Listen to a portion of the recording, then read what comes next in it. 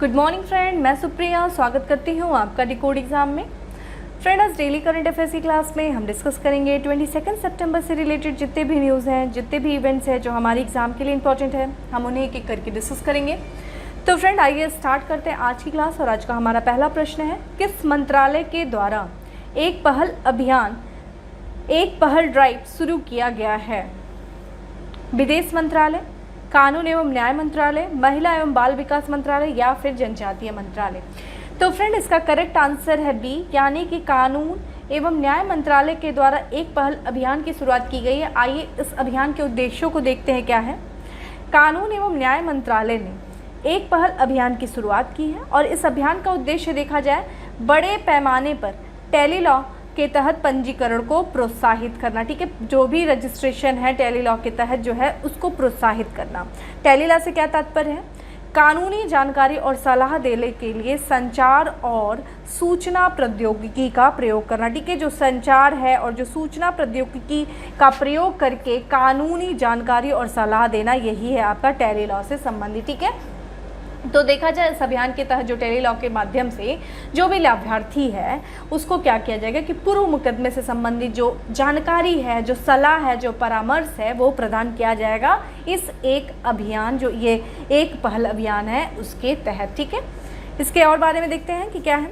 घर घर न्याय दिलाने के उद्देश्य से न्याय विभाग ने सामान्य सेवा केंद्र यानी कि कॉमन सर्विस सेंटर और नालसा के साथ भागीदारी की। ठीक है, तो जो घर घर न्याय दिलाने के लिए, ठीक है, न्याय जो है वो हर आखिरी व्यक्ति तक पहुँचे, इस चीज़ को सुनिश्चित करने के लिए न्याय विभाग ने सामान्य सेवा केंद्र और नालसा के साथ जो है वो भागीदारी की है। तो एक तरीके से फ्रेंड, अगर आपने पॉलिटी पढ़ा होगा, आपने कॉन्स्टिट्यूशन पढ़ा होगा, तो आपको अच्छी तरह पता है कि हमारे कॉन्स्टिट्यूशन में, इंडियन कॉन्स्टिट्यूशन में जो पार्ट 4 है, ठीक है, पार्ट 4 में जो कि राज्य के नीति निर्देशक तत्व है, राज्य के नीति निर्देशक तत्व के अंतर्गत जो अनुच्छेद है, अनुच्छेद आपका, ठीक है, जो आर्टिकल है 39A, ठीक है, 39A क्या कहता है कि सभी के लिए न्याय सुनिश्चित करना, उसमें एक बात कही गई है।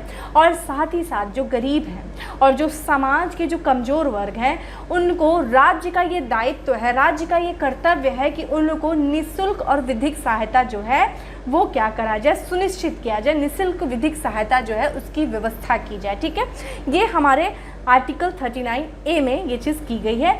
और इसी के साथ साथ अगर आपने पढ़ा होगा फंडामेंटल राइट, तो उसमें भी अगर हम आर्टिकल 14 देखते हैं, आर्टिकल 22(1) को देखते हैं, उसमें भी क्या कहा गया है कि जो विधि के समक्ष राज्य के ऊपर ये दबाव डाला जाता है इन अनुच्छेदों के थ्रू कि वो विधि के समक्ष जो है समानता को सुनिश्चित करें, कि विधि के सामने सारे लोग समान हैं, वो राज्यों के ऊपर ये अनुच्छेद दबाव डालता है।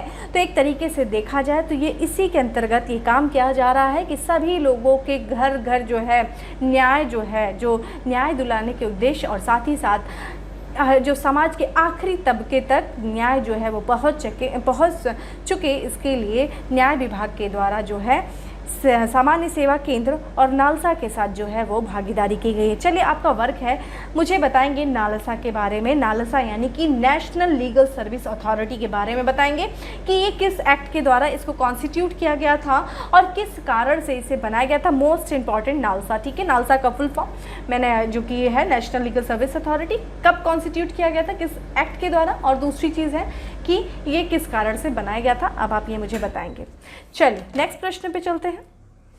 किस मंत्रालय ने मुस्कान पहल का शुभारंभ किया? मुस्कान पहल, स्वास्थ्य एवं परिवार कल्याण मंत्रालय, महिला एवं बाल विकास मंत्रालय, गृह मंत्रालय या फिर रक्षा मंत्रालय? तो फ्रेंड, इसका आंसर है ए, यानी कि स्वास्थ्य एवं परिवार कल्याण मंत्रालय के द्वारा मुस्कान पहल की शुरुआत की गई।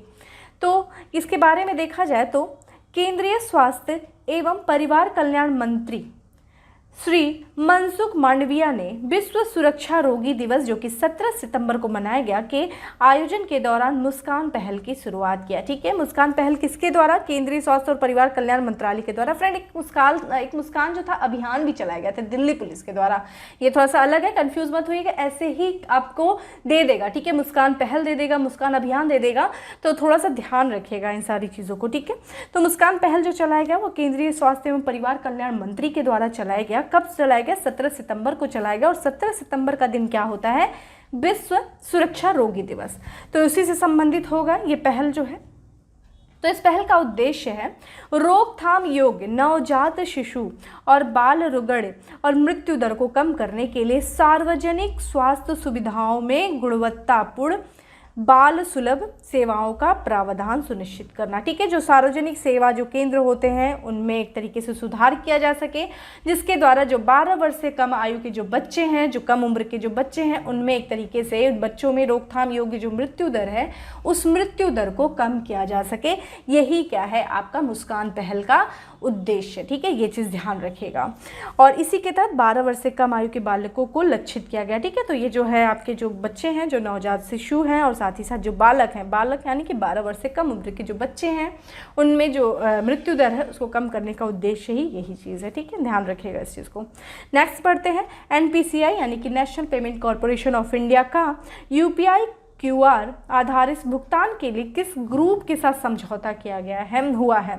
जो NPCI का जो UPI QR है, QR भुगतान के लिए किस ग्रुप के साथ समझौता हुआ है? पेटीएम के साथ, गूगल पे के साथ, या फिर लिक्विड ग्रुप के साथ, या फिर फेसबुक के साथ। तो फ्रेंड इसका करेक्ट आंसर है C यानी कि लिक्विड ग्रुप के साथ इसने समझौता हुआ है। इसके बारे में देखने जाता हूँ। National payment corporation of India ने उत्तर एशिया और दक्षिण पूर्व एशिया के 10 बाज़ारों में UPI QR आधारित भुगतान स्वीकृति को सक्षम करने के लिए लिक्विड ग्रुप PTE लिमिटेड के साथ भागीदारी की है। ठीक है, तो ये चीज़ ध्यान रखिएगा। NPCI ने कहाँ पे उत्तर एशिया और दक्षिण पूर्व एशिया के 10 बाज़ारों में जो UPI कोड आधारित जो भुगतान है, जो भुगतान की स्वीकृति को सक्षम करने के लिए इसने लिक्विड ग्रुप के साथ क्या किया है? समझौता किया है। लिक्विड ग्रुप का मुख्यालय देख लीजिए क्या है? सिंगापुर है। ठीक है, ये चीज़ ध्यान रखिएगा, ऐसे डायरेक्ट प्रश्न बनेंगे। इसमें देखा जाए तो इस साझेदारी में भीम ऐप उपयोगकर्ताओं को, जितने लोग भी भीम ऐप जो यूज़ करते हैं अपने जो भीम ऐप है जो लोग इस्तेमाल करते हैं को 2022 की शुरुआत से सिंगापुर, मलेशिया, ताइवान, दक्षिण Korea, Japan, Thailand, Philippines, Vietnam, Cambodia और हांगकांग के 10 बाज़ारों में UPI QR आधारित भुगतान करने में मदद करेगी। ठीक है, तो भुगतान करने में मदद करेगा जो लोग भीम जो है ऐप इस्तेमाल करते हैं। ठीक है, चलिए नेक्स्ट है हमारा, किस राज्य ने कैटली फिश को अपना राज्य मछली घोषित किया है? ठीक है, कैटली फिश को कर्नाटक, उड़ीसा, केरल या फिर सिक्किम। तो फ्रेंड इसका करेक्ट आंसर है D यानी कि सिक्किम ने अपना राज्य मछली जो घोषित किया है वो है कैटली फिश। इसके बारे में देख लीजिए तो सिक्किम सरकार ने कॉपर महसीर को स्थानीय रूप से कैटली के नाम से राज्य की मछली घोषित किया है। ठीक है, सिक्किम की सरकार ने, जो कि कॉपर महसीर के भी नाम से जानी जाती है, ये भी ध्यान रखिएगा। इसका वैज्ञानिक नाम देख लीजिए क्या है इस मछली का? नियोलिसोचिलस हेक्साओनोलेपिस। ठीक है, ये इसका वैज्ञानिक नाम है। नियोलिसोचिलस हेक्सागोनोलेपिस कैटली का ज़्यादातर हिमालय में, विशेष रूप से अरुणाचल प्रदेश में, सिक्किम में, नागालैंड के पूर्वोत्तर राज्य में ये पाए जाते हैं। ठीक है, जो ये कैटली फिश है वो ज़्यादातर देखा जाए तो हिमालय में, और हिमालय में भी देखा जाए विशेष रूप से जो अरुणाचल प्रदेश है, सिक्किम है, नागालैंड के पूर्वोत्तर जो राज्य हैं वहाँ पे ये जो फिश है ये पाई जाती है, जिसको सिक्किम की सरकार ने अपना राज्य मछली घोषित किया है। इस मछली के शरीर के रंग के कारण इसे चॉकलेट महसीर के भी नाम से जाना जाता है। ये देख लीजिए ये फिश है। ठीक है, और इसका जो कलर है, इसके रंग के कारण इसको चॉकलेट महसीर के भी नाम से जाना जाता है, इसे कॉपर महसीर के भी नाम से जाना जाता है। ठीक है, कैटली फिश ध्यान रखिएगा, ये डायरेक्ट कैटली फिश पूछ सकता है। ठीक है, तो ये चीज़ ध्यान रखिएगा। चलिए नेक्स्ट है हमारा, किस राज्य की विधानसभा ने बाल विवाह को पंजीकृत करने के लिए विधेयक पारित किया है? लगातार विपक्षों के विरोध के बावजूद कि विपक्ष ने इस राज्य सरकार के ऊपर लगातार ये दबाव डाला, ये बोला, आरोप लगाया कि इस तरह का विधेयक पारित करके बाल विवाह को प्रोत्साहित किया जा रहा है, उसके बावजूद भी यहाँ की सरकार के द्वारा इस विधेयक को पारित किया गया। तो ये चीज़ ध्यान रखिएगा। ये तो आप वेल नोन है कि आप खुद इसको जान भी सकते हैं कौन सा ये राज्य है। ये राजस्थान, हरियाणा, बिहार या फिर उत्तर प्रदेश। इसका आंसर करेक्ट है D, ए जो है आपका राजस्थान, यहाँ जो बाल विवाह काफ़ी ज़्यादा होते हैं। ठीक है, तो ये चीज़ था, यहाँ की सरकार ने एक विधेयक पास किया है जो कि बाल विवाह को पंजीकृत करने के लिए है। इसके बारे में देखें तो राजस्थान विधानसभा ने राजस्थान अनिवार्य विवाह पंजीकरण संशोधन विधेयक 2021 जो है वो पास किया है। ठीक है, इनका ये कहना है कि विवाह हो रहा है, चाहे वो बाल विवाह हो चाहे विवाह, तो वैसे रजिस्ट्रेशन अनिवार्य होना चाहिए। ठीक है, तो अगर बाल विवाह भी हो रहा है तो उसका भी रजिस्ट्रेशन अनिवार्य होना चाहिए। इसी कारण से इस विधेयक को पास किया गया है। इस विधेयक के तहत अब बाल विवाह की जानकारी उनके माता पिता या अभिभावकों को शादी के 30 दिन के भीतर देनी होगी। मतलब बाल विवाह करो, लेकिन करने के बाद 30 दिन के भीतर जो है वो जानकारी दे दो, रजिस्ट्रेशन करा दो कि हाँ रजिस्टर्ड हो गई मैरिज। ठीक है, ये ऐसा है। अर्थात इस विधेयक के तहत राज्य में बाल विवाह सहित विवाह का पंजीकरण अनिवार्य कर दिया गया। ठीक है, रजिस्ट्रेशन करवाना अनिवार्य हो गया है। ये सरकार कह रही है कि ठीक है विवाह हो रहा है, ठीक है बाल विवाह हो रहा है, लेकिन उसका पंजीकरण होना आवश्यक है। ठीक है, तो ये चीज़ इंपॉर्टेंट है कि ये भी कह सकता है कि इस राज्य में जो विवाह का पंजीकरण कराना अनिवार्य कर दिया गया है वो राजस्थान है। और वैसे अगर भारतीय कानून के अनुसार देखा जाए, जो विवाह की उम्र है भारतीय कानून के अनुसार लड़की की होनी चाहिए कम से कम 18 वर्ष होनी चाहिए, और जो लड़के की उम्र होनी चाहिए वो कम से कम 21 वर्ष होनी चाहिए। तो ये हमारे यहाँ जो है विवाह माना जाता है। मतलब एक तरीके से विवाह जो है बाल विवाह, लड़के का विवाह जो है वो विवाह माना जाता है। ठीक है, तो ये चीज़ है हमारे यहाँ का कानून। चलिए नेक्स्ट है हमारा, किस देश ने वर्चुअली ब्रिक्स डिजिटल स्वास्थ्य शिखर सम्मेलन 2021 की अध्यक्षता की है? तो वर्चुअली हुआ है और ब्रिक्स डिजिटल स्वास्थ्य शिखर सम्मेलन हुआ है 2021 की, और इसकी अध्यक्षता किसने की है? ब्राज़ील ने, भारत ने, रूस ने या फिर चीन ने?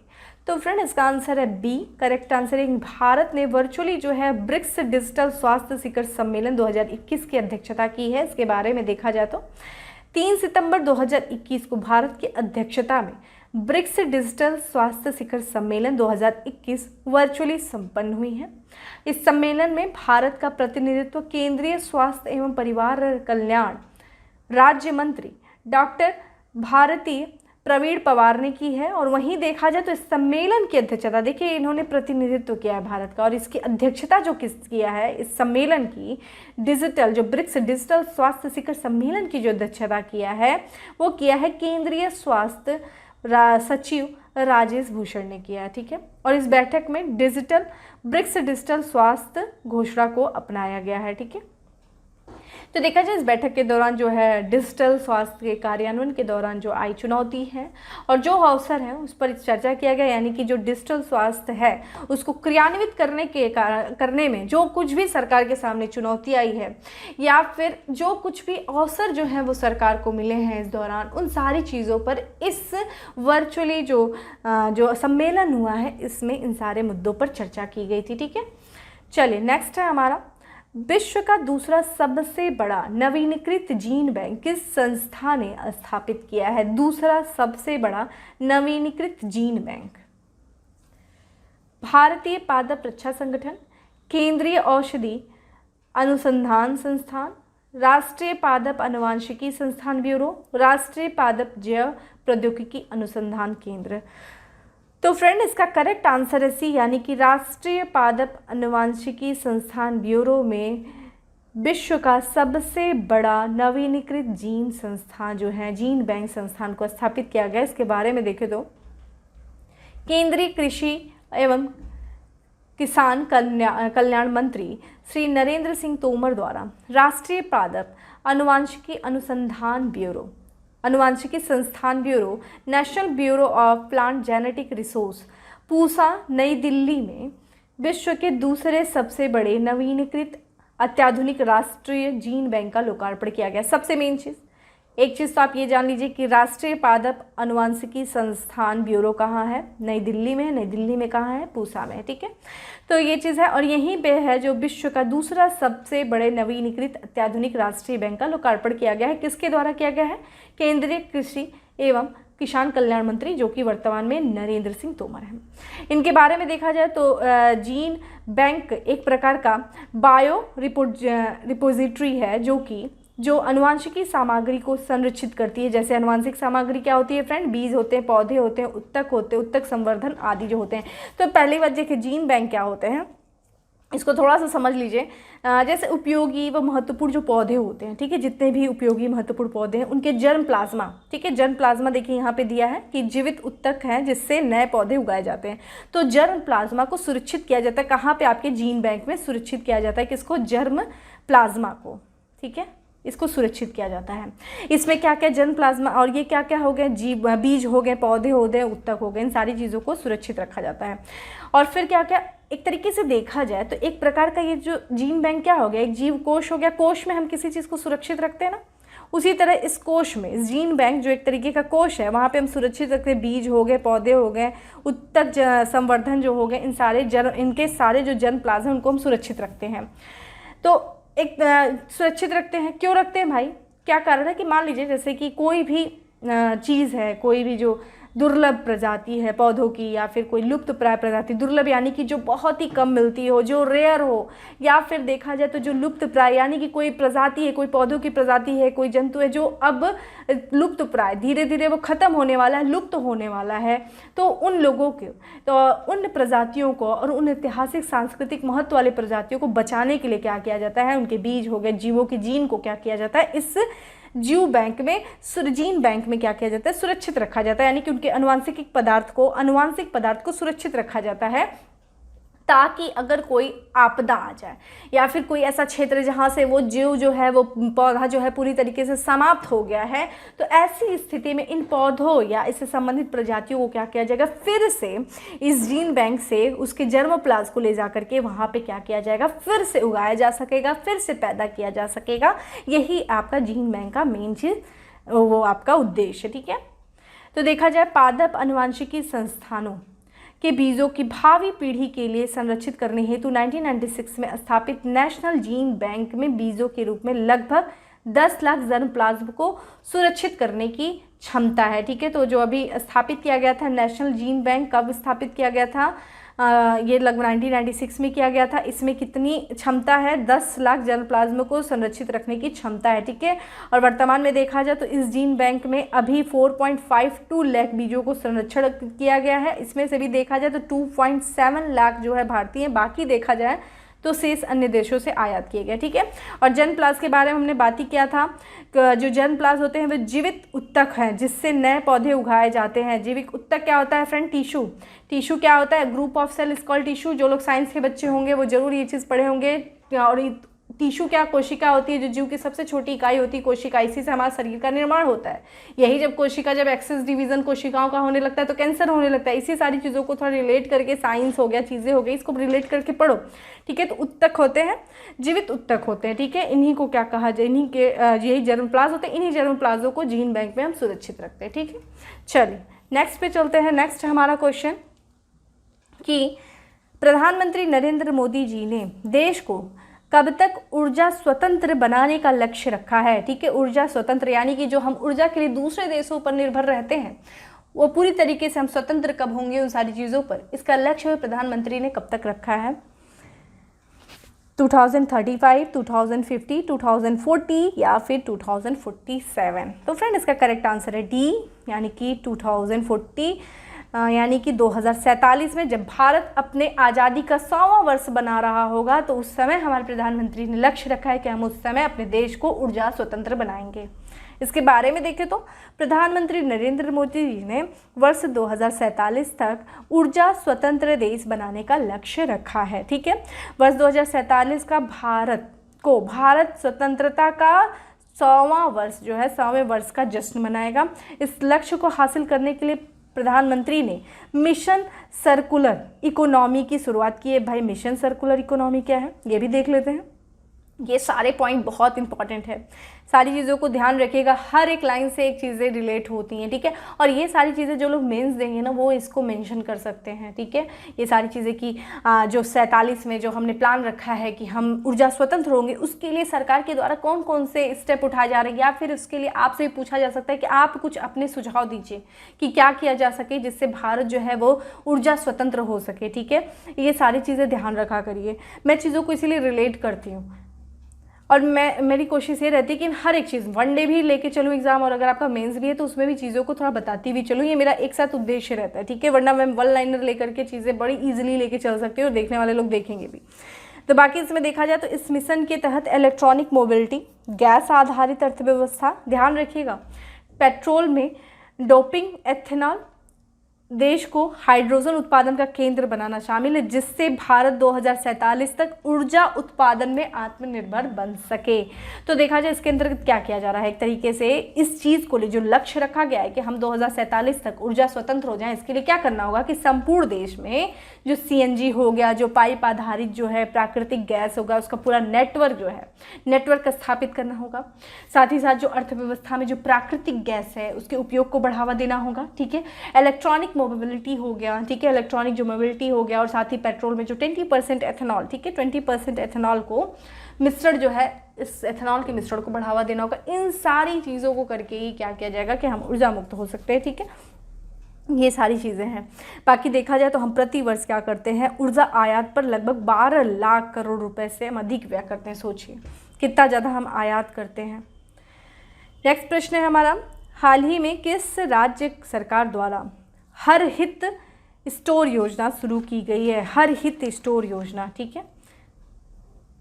हरियाणा के द्वारा, मध्य प्रदेश के द्वारा, पंजाब के द्वारा या फिर उड़ीसा के द्वारा? तो ये फ्रेंड इसका करेक्ट आंसर है ए, यानी कि हरियाणा सरकार के द्वारा हर हित स्टोर योजना शुरू किया गया है। युवाओं को रोजगार देने, युवाओं को व्यापार के नए अवसर देने, उन्हें आत्मनिर्भर बनाने के लिए हरियाणा के मुख्यमंत्री मनोहर लाल जी द्वारा हर हित स्टोर योजना का शुभारंभ किया गया है, ठीक है।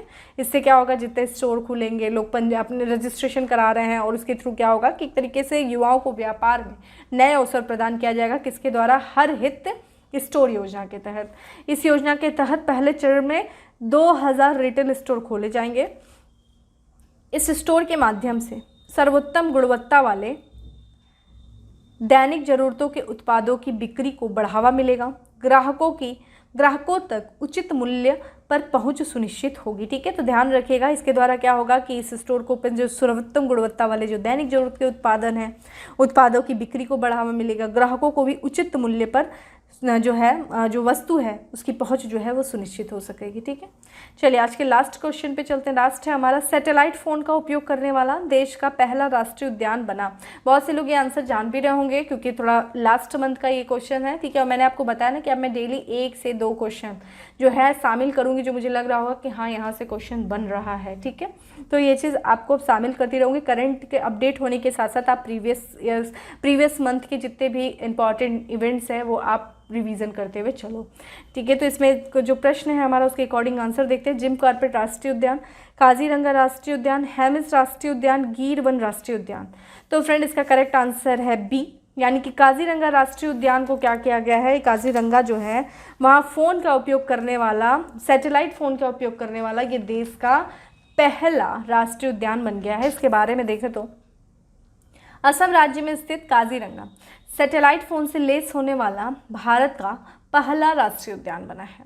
यह सैटेलाइट फ़ोन शिकारियों पर नज़र रखने, बाढ़ जैसी आपात स्थिति से निपटने में वन कर्मियों को क्या करेगा, सहायता करेगा, ठीक है। ये सैटेलाइट के काफ़ी जनता को भारत में सैटेलाइट फ़ोन का उपयोग करने की अनुमति नहीं, ठीक है। तो सुरक्षा दृष्टि को ध्यान में रखते हुए अभी जनता को जो है सैटेलाइट फ़ोन का उपयोग करने की अनुमति नहीं। कारण वो है कि जो सैटेलाइट फ़ोन होता है वो क्या है, वो मोबाइल फ़ोनों से, जो मोबाइल फ़ोन का जो नेटवर्क जो आप मोबाइल फ़ोन इस्तेमाल करते हैं उसका जो नेटवर्क होता है, जो टावर होता है, उससे वो कनेक्ट नहीं होता। ये डायरेक्ट क्या होता है, ये डायरेक्ट सैटेलाइट से, ये फ़ोन जो है डायरेक्ट सैटेलाइट से कनेक्ट होते हैं, ठीक है। इसलिए सुरक्षा दृष्टि से ये बड़े ही एक तरीके से चुनौतीपूर्ण होते हैं, इसीलिए आम जनता को सैटेलाइट फ़ोन नहीं इस्तेमाल करने दिया जाता है। तो सैटेलाइट फ़ोन मोबाइल टावरों के बजाय उपग्रहों, ठीक है, उपग्रहों से सीधे कनेक्ट होते हैं या फिर सीधे जुड़े रहते हैं, जिससे अधिकांशतः दूरस्थ स्थानों में कनेक्टिविटी सुनिश्चित रहती है, ठीक है। तो ये था हमारा आज का जो क्वेश्चंस होते हैं वो सारे थे, हमने देखे। चलिए आपका वर्क ये है, आप हमें बताएंगे कि भारत में अभी कितने राष्ट्रीय उद्यान हैं, ठीक है, नेशनल पार्क कितने हैं भारत में, और सबसे बड़ा जो है या फिर सबसे पहला जो है राष्ट्रीय उद्यान वो कौन सा था, सबसे पहला राष्ट्रीय उद्यान जो है वो कब स्थापित हुआ, उसका नाम क्या है, और सबसे बड़ा जो नेशनल पार्क है वो कहाँ है और उसका नाम क्या है, ये आप 2 चीज़ बताएंगे। ठीक है, जो एक नालसा के बारे में बताएंगे, एक राष्ट्रीय उद्यान के बारे में बताएंगे कि वर्तमान में कितने राष्ट्रीय उद्यान हैं, सबसे पुराना राष्ट्रीय यानी कि सबसे पहला भारत का राष्ट्रीय उद्यान कौन सा है, किस राज्य में है, और सबसे बड़ा राष्ट्रीय उद्यान किस राज्य में, उसका नाम क्या है, आप मुझे ये बताएंगे। ठीक है, चलिए तो आइए फैक्ट्स ऑफ द डे पे आ जाते हैं। फैक्ट्स ऑफ द डे में हमारा पहला फैक्ट्स है, पंजाब के नए मुख्यमंत्री होंगे कौन, चरणजीत सिंह चन्नी। चूँकि पंजाब के मुख्यमंत्री कैप्टन अमरिंदर सिंह के द्वारा अपने पद से त्यागपत्र दिए जाने के बाद पंजाब के जो नए मुख्यमंत्री होंगे वो होंगे चरणजीत सिंह चन्नी, जो कि पंजाब के 16वें मुख्यमंत्री होंगे। ठीक है, बिटकॉइन के संस्थापक सातोशी नाकामोतो की प्रतिमा का अनावरण किया गया है, किस देश में किया गया है, वो हंगरी की राजधानी बुडापेस्ट में किया गया है। तो हंगरी की राजधानी बुडापेस्ट में बिटकॉइन के संस्थापक सातोशी नाकामोतो की प्रतिमा का अनावरण किया गया। इनकी प्रतिमा को देख लीजिए, ये सातोशी की प्रतिमा है जो कि हंगरी की राजधानी बुडापेस्ट में इनकी प्रतिमा का अनावरण किया गया है। ये देखिए बिटकॉइन का लोगो है। ठीक है, चलिए नेक्स्ट है हमारा फैक्ट्स, भारत में रोगी सुरक्षा सप्ताह मनाया गया कब से कब तक, 11 सितंबर से लेकर के 17 सितंबर 2021 के बीच में भारत में रोगी सुरक्षा सप्ताह जो है वो मनाया गया है। फिनो पेमेंट्स बैंक ने 2 साल की अवधि के लिए अपना पहला ब्रांड एम्बेसडर नियुक्त किया है, किसको किया है, पंकज त्रिपाठी को किया। ठीक है, तो पंकज त्रिपाठी जो कि एक अभिनेता है, इनको फिनो पेमेंट्स बैंक ने 2 साल की अवधि के लिए अपना पहला ब्रांड एम्बेसडर जो है वो नियुक्त किया है। नेक्स्ट है हमारा फैक्ट्स ऑफ द डे में, 60वीं राष्ट्रीय ओपन एथलेटिक चैंपियनशिप में महिलाओं की 1500 मीटर दौड़ के साथ एक नया रिकॉर्ड बना है, किससे बना है, पंजाब की हरमिनल कौर बेंस ने। तो पंजाब की हरमिनल कौर बेंस ने 60वीं राष्ट्रीय ओपन एथलेटिक चैंपियनशिप में महिलाओं की 1500 मीटर दौड़ में एक नया रिकॉर्ड, राष्ट्रीय रिकॉर्ड जो है वो बनाया है। हंगरी के बुडापेस्ट में वेंजर कैपोंज शतरंज टूर्नामेंट में देश के 70वें ग्रैंड मास्टर बने हैं 17 वर्षीय आर राजा ऋत्विक। तो ये आर राजा ऋत्विक जो है वो वेंजर कैपोंज शतरंज टूर्नामेंट जिसका आयोजन हंगरी की राजधानी बुडापेस्ट में किया गया है, उसमें देश के ये 70वें ग्रैंड मास्टर बने हैं। ठीक है, आर राजा ऋत्विक।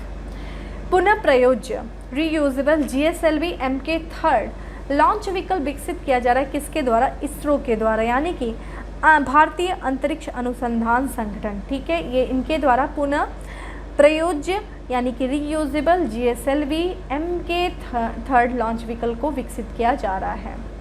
नेक्स्ट है हमारा फैक्ट्स ऑफ द डे में, प्रख्यात उड़िया साहित्यकार, सामाजिक कार्यकर्ता और पत्रकार का हाल ही में निधन हुआ, जिनका नाम था मनोरमा महापात्र। तो मनोरमा महापात्र जो कि एक प्रख्यात उड़िया साहित्यकार थी, सामाजिक कार्यकर्ता थी और साथ ही साथ पत्रकार थी, इनका हाल ही में निधन हो गया है मनोरमा महापात्र का। फेसबुक इंडिया में डायरेक्टरेट ऑफ पब्लिक पॉलिसी बनाने की घोषणा की है, किसने, राजीव अग्रवाल को। ठीक है, तो फेसबुक इंडिया में डायरेक्ट ऑफ पब्लिक पॉलिसी बनाने की घोषणा राजीव अग्रवाल बनाने की घोषणा की है।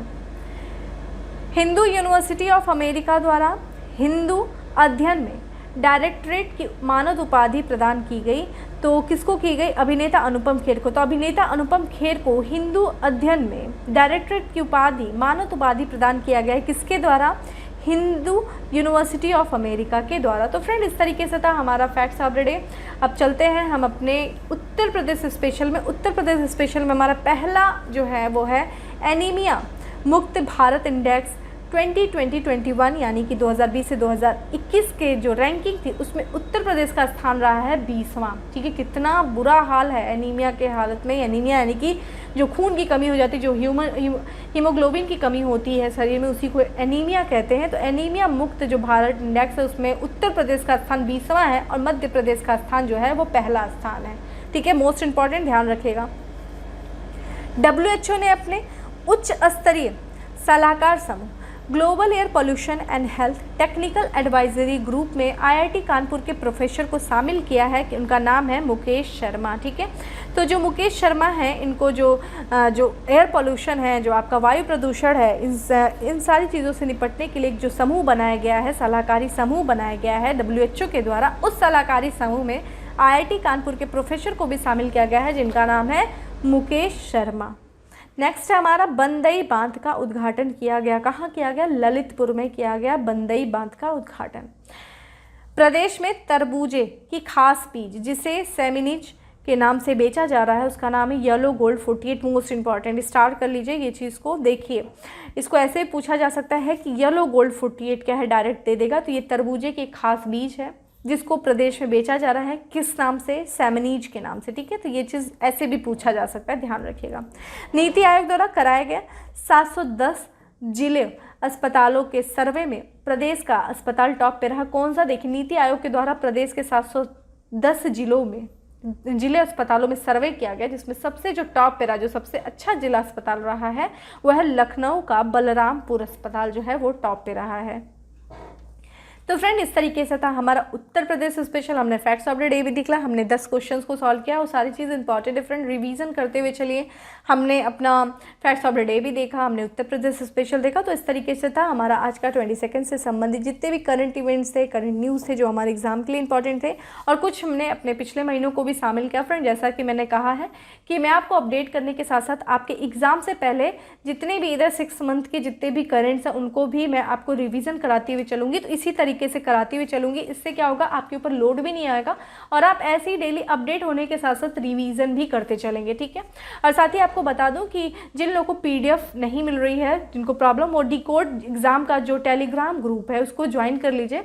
डिकोड एग्जाम के टेलीग्राम ग्रुप को ज्वाइन कर लीजिए, वहाँ पे डेली करंट अफेयर्स की PDF अवेलेबल होती है, आप वहाँ से जा करके वहाँ पे डाउनलोड कर सकते हैं डेली, और इस PDF को ही आप डेली पढ़ते रहिए, हल्का रिवीजन करते रहिए, आपका रिवीजन होता चलेगा।